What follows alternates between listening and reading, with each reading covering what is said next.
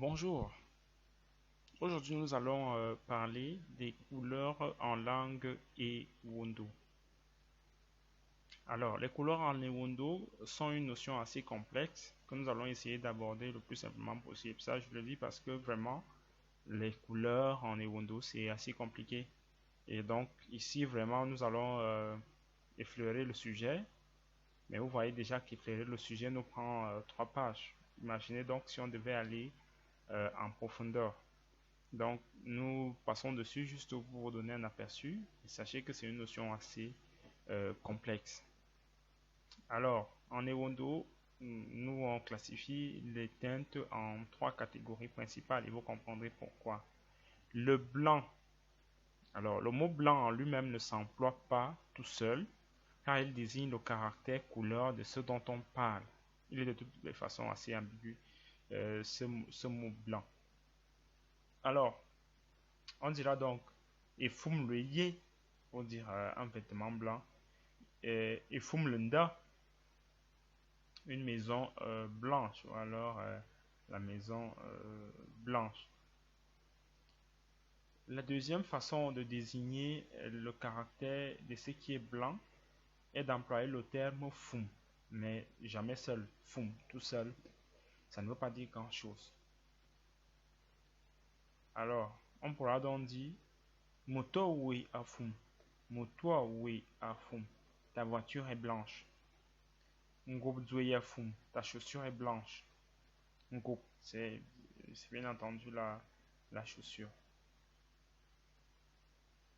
Obele Fum Lumfok, ça c'est pour attirer votre attention. Obele Fum et Fum Lumfok, tu possèdes un sac tout blanc. Mais vous n'allez jamais dire un fort ou on est Fum Lo. Non, mais si vous le dites, on comprendra, mais bon, c'est pas la forme correcte.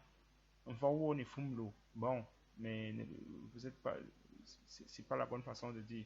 Vous devriez plutôt dire un fort ou un fum. Un fort ou un fum. Un fort, c'est le sac. Un fort ou un fum. Comme on pourrait dire, et yezo ya fum. Ton habit est blanc. Comme on a dit, ngobzo ya fum, etc. Alors, on n'emploiera jamais l'un de ces termes pour parler des êtres humains. Pour cela, on dispose d'autres mots, à savoir ntangan. Ntangan, ça dépend de celui qui parle. Ntangan, ntangan, pour désigner un homme de race blanche. Ntangan, donc un homme de race blanche, vous allez dire ntangan pour quand c'est un homme. Quand c'est une femme, vous allez dire mingen ntangan, donc une femme blanche. Alors, pour désigner une personne claire de peau, mais africaine, on dira evele. Evele. On peut également employer le terme vieux. Exemple, ntangan zing, onadzal. Il y a un homme blanc au village. C'était un homme blanc au village. Ntangan zing, onadzal. Moinoué ane evele. Moinoué ane evele. Ton bébé ou alors ton enfant est clair de peau. Moinou ane evele. Moinou avier. Ton enfant est clair de peau. Donc, vous voyez un peu comment evele et vier s'utilisent en contexte. Moinou ane evele. Ici, on est obligé d'utiliser le verbe être de façon explicite là. Moinou ane evele. Ton bébé est clair de peau. Moinou avier. Ton enfant ou ton bébé est clair de peau également. Le noir. Le terme correspondant en noir est evindi. Cependant, quand il est adjectif qualificatif, on dira vin. Alors, evindiye, un vêtement noir. Ndadzamiya vin, ma maison est noire, vous voyez. Les autres couleurs, alors, de façon classique, on utilise la nature pour désigner les couleurs. C'est ce que nous avons pu, nous, observer jusqu'ici. Il y a tellement de noms de couleurs que si on se mettait à vous les donner ici, il faudrait, comme j'ai dit, une vingtaine de pages, mais ça viendra certainement en de ces gardes. Alors, c'est ainsi que nous aurons Nual Si, simplement pour le marron, Nual Yob pour le bleu, Nual Kebile pour le vert, Nual Si, Nual Yob, Nual Kebile pour le vert. Alors, le jaune, lui, cependant, a un nom propre qui le désigne. Il s'agit d'un fol, un fol, un fol, venant vraisemblablement d'un arbre médicinal dont l'écorce produit une teinte jaune. Pour le rouge, vous entendrez généralement dire meki désignant le sang. Les couleurs dites claires. Le terme vier peut également désigner tout ce qui tourne autour de rouge, autant pour moi, jaune et orange. Ce terme-là, le terme vier, peut désigner vraiment tout ce qui tourne autour du jaune, du rouge ou du orange. Alors, sans aucune précision, vier peut autant désigner le rouge, le jaune, l'orange, etc. C'est vraiment très subjectif à ce niveau. Abreyeyavie. Abreyeyavie. Eyé, c'est le vêtement. Il porte un vêtement qui peut être soit rouge, soit jaune, soit orange, etc. Abreyeyavie peut vouloir dire il ou elle porte un vêtement rouge, jaune ou même orange. Mais attention, pour les fruits, vier signifie surtout mûr. Donc, si on disait ofumbiwa vier, cela voudrait dire l'orange est mûr. Pas que l'orange est rouge, jaune ou orange. C'est vrai que on pourrait le dire également, mais sachez que si quelqu'un parle d'un fruit et dit vier, c'est que le fruit en question est mûr. Fufolo à vier, la papaye est mûre. J'espère que vous comprenez. Donc, le mot vier, quand on parle de fruits, veut surtout dire mûr. Au fumbiwa vier, l'orange est mûr. Fufo la vier, afé la vier, etc., etc. Alors, l'emphase en ce qui concerne les couleurs. Nous commençons par une petite mise au point, comme nous le disons ici. Exagérer en Ewondo veut dire nemen. On te dit wa nemen. Ça veut dire tu exagères. Wa nemen. Exagérer en Ewondo, c'est nemen. Alors, et trop, c'est dit nemna. Trop, nemna. Wa di nemna, tu manges trop. Wa do nemna, tu manges trop. Donc, nemen, c'est exagéré. Trop, c'est nemna. Alors, comment dire trop ou très noir? Pour dire en Ewondo qu'une personne, un animal ou une chose est excessivement noire, on emploiera le mot marak. C'est un mot qui nous amusait beaucoup quand on était petit. Marak, si on te disait que Wavina Marak, waouh, tu te mettais juste à pleurer parce que ça signifiait que tu étais excessivement noir. Voilà, Marak. C'est vrai qu'ils utilisent dans d'autres contextes, mais on y reviendra certainement.